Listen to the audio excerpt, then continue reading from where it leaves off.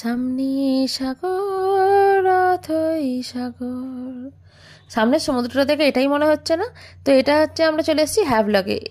হ্যাভলকের রিসর্টের মধ্যে বিকেলবেলা আমরা পৌঁছেছি। সেখানে ব্যাগপত্র রেখে রুমের ঘরে আমরা সোজা চলে গেছি রাধানগর বিচে সানসেট দেখতে, জলদি জলদি, কারণ সানসেট আর এক্ষুনি সন্ধে হয়ে যাবে, দেখা যাবে না। চলে এসেছি বিচের মধ্যে। বিচেতে প্রচণ্ড ভিড়, প্রচুর লোকজন জড়ো হয়েছে এখানে সানসেট দেখবার জন্য। আর আকাশটা দেখেছো কি অপূর্ব দেখতে লাগছে, দারুণ দারুণ। তো এখানে আমরা খুব এনজয় করেছি, সানসেট দেখেছি, এখানে ঘুরেছি, বেরিয়েছি, একটু পা ভিজিয়েছি। অপূর্ব সুন্দর জায়গা, ভীষণ আনন্দ হয়েছে। তারপরে আধ ঘন্টার মধ্যে সন্ধে হয়ে যেতে এই দেখুন ভদ্রলোক বেরিয়ে পড়েছেন ঘুরতে, চাটা খেয়ে। এখানে একটু মার্কেটটা ঘুরে দেখছিলাম।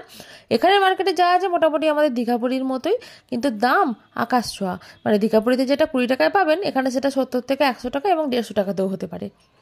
তাই এখানে কেনাকাটির দিকে আর টাকা